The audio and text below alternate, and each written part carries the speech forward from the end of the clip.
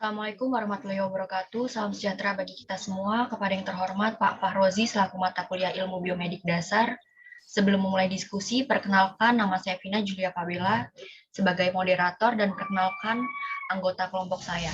Anggota kelompok saya terdiri ada Nida Nadila, Tenonia Komala, Tarisa, Vina Julia Fabela, Winda Astari Saharza, Zahrotania Prabasiwi. Izinkan kelompok saya untuk memulai presentasi praktik ilmu biomedik dasar. Penjelasan pertama akan dijelaskan oleh teman saya, Tenonia. Tenonia, dipersilakan.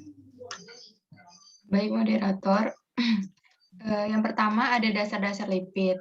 Lipid adalah sekelompok molekul yang beragam. Semuanya tidak dapat larut dalam air, namun dapat larut dalam zat pelarut nonpolar seperti ether dan kloroform. Sloane 2003. Ciri khas yang umum dijumpai di semua lipid itu dia kandungan hidrokarbonnya diturunkan dari polimerisasi asetat yang diikuti dengan reduksi rantai segera setelah rantai itu berbentuk. Kemudian lipid atau biasa disebut juga dengan lemak terdiri dari berbagai macam jenis. Menurut struktur kimianya, lemak terdiri dari lemak netral atau trigliseride, fosfolipida, lesitine, dan sphingomyelinate. Menurut sumbernya atau bahan makanannya, lemak terdiri dari lemak hewani dan lemak nabati. Menurut konsistennya sendiri, lemak terdiri dari lemak padat atau lemak gaji dan lemak cair atau minyak. Nah, sedangkan menurut wujudnya, lemak terdiri dari lemak yang tak terlihat atau invisible fat dan lemak terlihat atau visible fat. Next. Lanjut, di sini ada 5 fungsi lipid di dalam tubuh. Yang pertama itu dia menghasilkan energi yang dibutuhkan tubuh. Kemudian yang kedua, dia menghasilkan asam lemak esensial. Yang ketiga, pelumas di antara persendian. Yang keempat, membantu pengeluaran sisa makanan. Dan yang terakhir ada memberi kepuasan cita rasa. Next. Kemudian di sini ada sifat-sifat lipid. Nah, lipid adalah kelompok senyawa organik yang tersusun dari lemak dan minyak. Mereka menghasilkan energi tinggi dan melakukan berbagai fungsi di dalam tubuh manusia. Lipid sendiri itu mempunyai beberapa sifat penting dari lipid tercantum di bawah ini. Yang pertama, lipid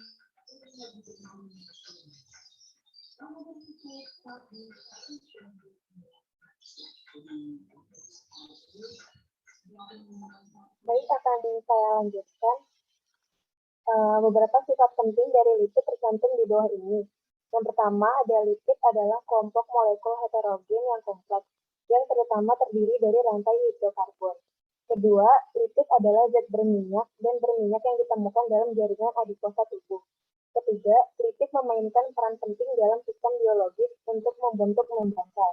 Dalam hal ini, membran sel bertindak sebagai penghalang mekanis yang memisahkan sel dari lingkungan eksternal. Next.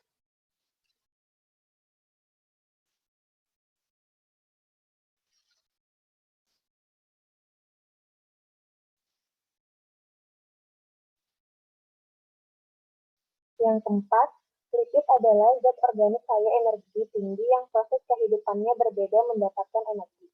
Kelima, lipid adalah kelas senyawa yang larut dalam pelarut organik nonpolar seperti kloroform, aseton, alkohol, benzena, dan tidak larut dalam air. Keenam, pada suhu kamar, lipid ditemukan sebagai cairan atau padatan dan kristal. Ketujuh, lipid tidak mengandung muatan ion. Kedelapan, lipid memiliki proporsi tinggi dari asam lemak jenuh, yaitu trigliserol padat seperti lemak dan asam lemak tak jenuh, yaitu trigliserol cair seperti minyak. Yang terakhir ada lipid adalah zat tidak berbau, tidak berwarna, dan hambar. Next. Lalu di sini ada 6 contoh lipid. Yang pertama ada G, kedua mentega, ketiga minyak sayur, keempat kolesterol, kelima fosfolipid, dan yang terakhir ada vitamin yang larut dalam lemak. Next. Selanjutnya ada jenis-jenis lipid. Pertama ada lipid sederhana. Lemak dan minyak merupakan lipid sederhana yang terdiri atas trigliserida campuran dari gliserol dan asam lemak rantai panjang. Lemak tersimpan di seluruh tubuh, tapi jumlahnya paling banyak terdapat pada jaringan adipose. Secara kimiawi, lemak disebut sebagai trigliserida, yaitu senyawa yang terbentuk dari gliserol dan asam lemak. Kedua ada lipid majemuk. Hasil hidrolisis dari lipid majemuk adalah gliserol, asam lemak, dan zat lain. Lipid kompleks dikelompokkan menjadi dua, yaitu fosfolipida dan glikolipida.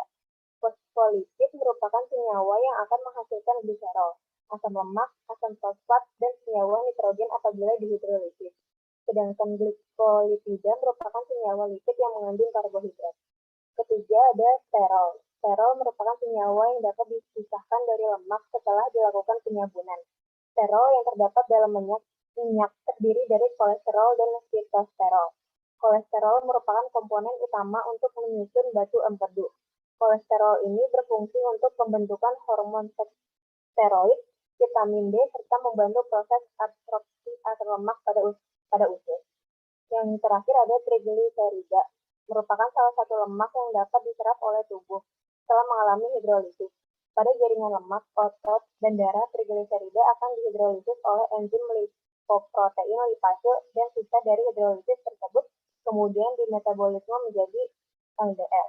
Kolesterol yang terkandung dalam LDL akan ditangkap oleh reseptor yang berada di jaringan perifer, sehingga LDL ini sering disebut kolesterol jahat. Tertimbunnya kolesterol jahat di perifer tersebut akan diangkut oleh HDL keluar melalui saluran empedu sehingga sering disebut dengan HDL. Next. Ya, klasifikasi lipid. Lipid diklasifikasikan menjadi dua. Yang pertama adalah lipid sederhana, meliputi ester asam lemak dengan berbagai alkohol. Contohnya itu yang pertama adalah lemak.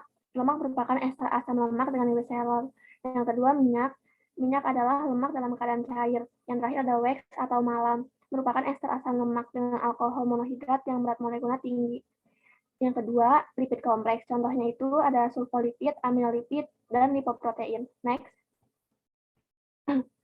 Untuk menguji kelekatan lipid diperlukan alat-alat. Yang pertama ada tabung reaksi, pipet ukur 2 ml, pengaduk, sikat tabung reaksi, penjepit tabung reaksi, gelas kimia, dan gelas ukur 10 ml dan 25 ml sebanyak 1 buah. Next. Reagensia. Reagensia adalah suatu larutan zat dalam komposisi dan konsentrasi tertentu yang digunakan untuk mengenali zat lain yang belum diketahui sehingga diketahui isi zat lain tersebut. Di antaranya itu ada alkohol teknis, kloroform, dan aqueous. Next.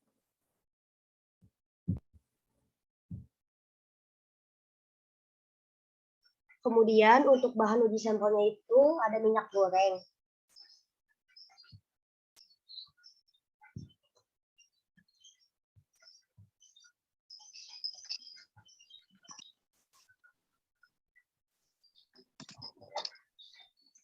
Cara kerjanya yang pertama sediakan 3 buah tabung reaksi. Kemudian mengisi tabung reaksi dengan yang pertama air 5 ml, yang kedua alkohol 5 ml, dan kloroform 5 ml. Kemudian masukkan 4 tetes minyak goreng pada masing-masing tabung. Yang keempat, kocok tiap tabung lalu amati apakah terjadi pemisahan atau tidak pada larutan. Dari langkah-langkah yang sudah dilakukan, terdapat hasil pengamatan. Hasilnya yaitu perlakuan 5 ml air plus 4 tetes minyak goreng dan dikocok. Hasil pengamatannya yaitu larutan terpisah jelas, minyak di lapisan atas, air di lapisan bawah. Yang kedua ada 5 ml alkohol plus 4 tetes minyak goreng dan dikocok. Hasil pengamatannya yaitu larutan terpisah, minyak di lapisan bawah, alkohol di lapisan atas. Yang ketiga, 5 ml kloroform plus 4 tetes minyak goreng dan dikocok. Hasil pengamatannya yaitu larutan terpisah, tetapi minyaknya menyatu di tengah. Next.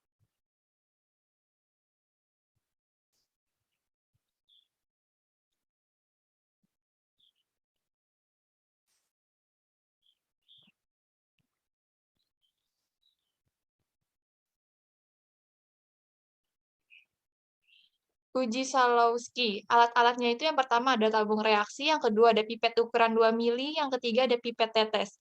Reagensia yang digunakan itu yang satu kloroform, yang kedua H2SO4 pekat. Next. Bahan uji atau sampelnya yaitu larutan kolesterol 0,5%, yang kedua ada mentega, yang ketiga ada margarin, dan yang terakhir ada minyak goreng. Cara kerjanya, yang pertama, siapkan tabung reaksi yang bersih dan kering.